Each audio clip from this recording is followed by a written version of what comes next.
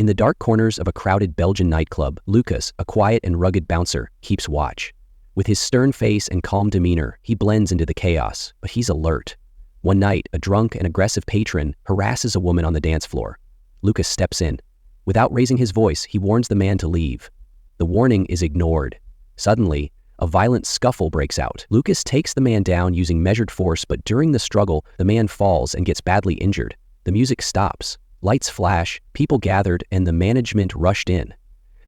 Despite Lucas's controlled actions, the incident spells trouble. The nightclub's owner doesn't want any legal problems. Though Lucas did his job, he's let go from the club. It's a harsh blow, but he doesn't argue. Quietly, he heads home. This moment marks a turning point. Lucas isn't just a bouncer. He's also a single father, raising an 8-year-old daughter named Sarah. The job loss places him in a difficult position. He needs to protect her and provide for her, no matter what.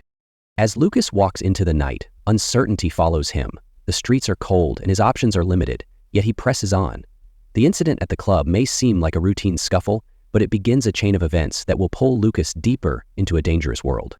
His next step leads him straight into the path of people who operate outside the law. Before the nightclub incident that changed everything, Lucas was known for his quiet, disciplined approach. He didn't speak much, but his presence alone kept trouble at bay.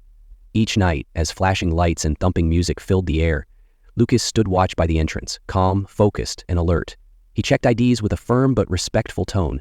If someone got out of line, he stepped in, not with aggression, but with precision. His experience as a bouncer showed in the way he read people and handled tense situations without letting things spiral. Even in the chaos of intoxicated crowds and sudden arguments, Lucas kept his cool. Patrons respected him, and his coworkers relied on him. His reputation as a no-nonsense professional was clear, but behind the tough exterior, Lucas was just a man doing what he could to survive and take care of his daughter, Sarah. Despite his steady performance, the job was never truly secure. The club owner cared more about appearances and liability than loyalty or fairness, so when the confrontation led to an injury, Lucas became expendable. His professionalism couldn't protect him from the fallout. Without hesitation or protest, he accepted his fate. This moment reflects the world Lucas lives in, one where even the most dependable men can be cast aside, but his instincts, discipline, and calm under pressure would soon be tested on a whole new level. Now unemployed, Lucas must look elsewhere to survive, and that search will take him into much darker territory. Away from the dim lights of the nightclub, Lucas leads a very different life, a quiet one centered around his daughter, Sarah. Only 8 years old, Sarah is the most important person in his world. Their apartment is modest, tucked away from trouble, and Lucas does his best to keep their life normal and safe. Every morning, he prepares her for school, packs her bag, and watches her walk through the gates. There's a gentleness in his eyes when he looks at her, a softness the rest of the world never sees. But Sarah isn't well. She's dealing with a medical condition that requires attention, and Lucas is deeply aware of how vulnerable she is. He visits the doctor, worried about prescriptions and expenses. The medical bills are rising, and with no job now, his stress increases.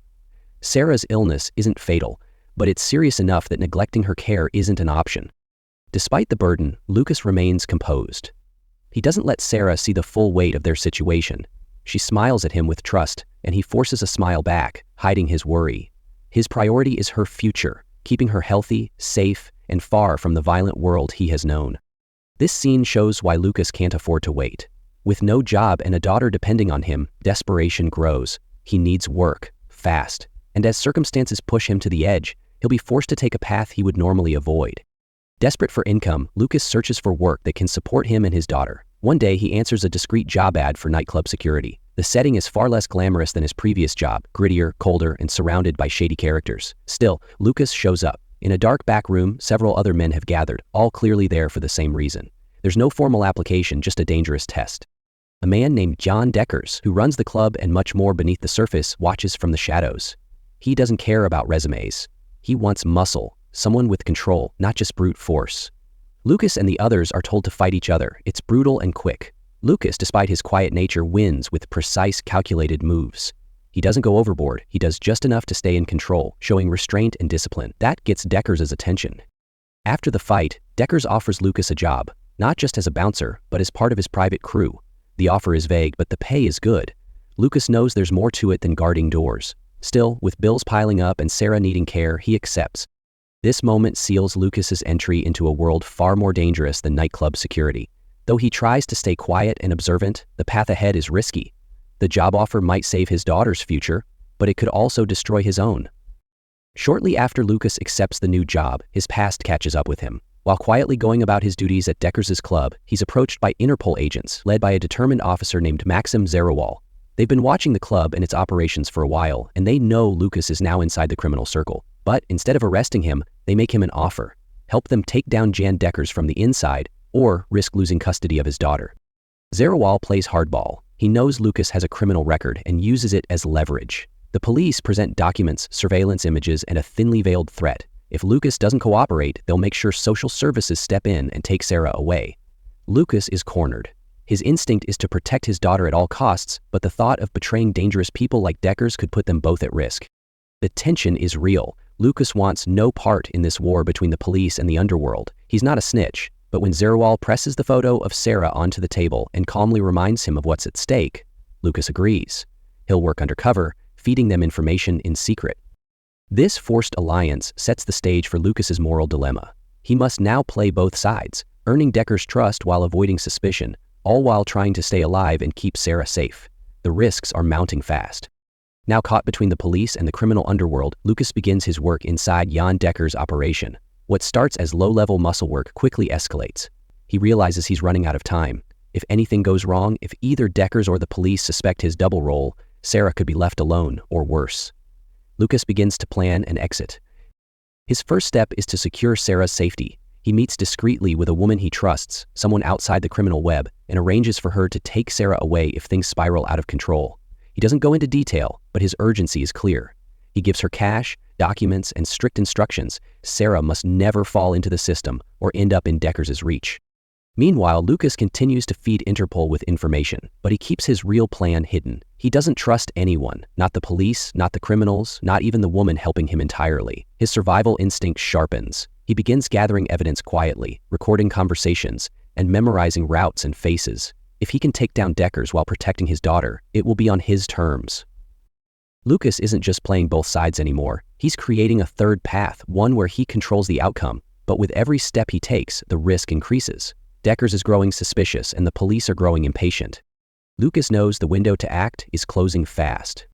Lucas's dual role grows increasingly dangerous. As Deckers pushes deeper into his counterfeit operation, the criminal leader begins to sense betrayal in the ranks. Lucas's careful cover is wearing thin. He's forced to attend a tense meeting where Deckers and his associates confront the team about a possible leak. Suspicion hangs thick in the air, and Lucas realizes how close he is to being exposed. Despite his calm exterior, Lucas is on edge. He knows the consequences of being discovered. Deckers, a ruthless man, would not hesitate to eliminate him, and potentially his daughter too. After the brutal scene, Lucas earns Deckers's renewed trust, for now. But the situation is spiraling. He knows the organization is watching everyone closely, and the slightest mistake could be fatal. Worse still, the police are demanding quicker results. Lucas is caught between two powerful forces, both ready to crush him if he slips. His next move will have to be precise and bold. The pressure reaches its peak as Lucas's survival and his daughter's future hang in the balance. With Deckers growing more suspicious and the police pushing him harder for results, Lucas is caught in a dangerous game. He realizes that the only way out is to end it all. He must take down Deckers and his criminal empire. The final confrontation begins when Lucas learns of a secret meeting planned by Deckers where critical deals are to be made. It's a moment of vulnerability for the criminal organization, and Lucas knows this is his chance. However, he must act swiftly and decisively before Deckers can strike first. Lucas reaches out to the police, providing them with the critical evidence they need to raid the meeting. Simultaneously, he ensures that his daughter is safely away from the danger, hidden in a secure location. As the operation unfolds, chaos erupts. Deckers' men scramble to protect their boss, but Lucas is ready. He confronts Deckers in a tense face-to-face showdown. In the final moments, the criminal leader realizes Lucas's betrayal. A brief but intense fight ensues, with Lucas narrowly escaping the wrath of Deckers' men. The police raid the scene, capturing Deckers and his associates. Lucas walks away, battered but victorious. Though the battle is won, the cost has been high. In the aftermath of the final showdown, Lucas's life is irrevocably changed. The criminal empire led by Jan Deckers has been dismantled, and the police have secured the evidence they need to prosecute those involved. However, Lucas's role in the operation is far from over. The tension between his desire for a peaceful life and the chaos of his choices continues to haunt him. Lucas reunites with his daughter Sarah, who is now safe and far from the reach of the criminal underworld. They share a quiet, emotional moment, acknowledging the bond they share and the sacrifices Lucas made to protect her. Though the danger has passed, the scars of the past remain. Thanks for watching. If you enjoyed this recap, be sure to show support by liking, sharing, and subscribing to the channel for more fascinating recaps. Catch you in the next one. Stay chilled.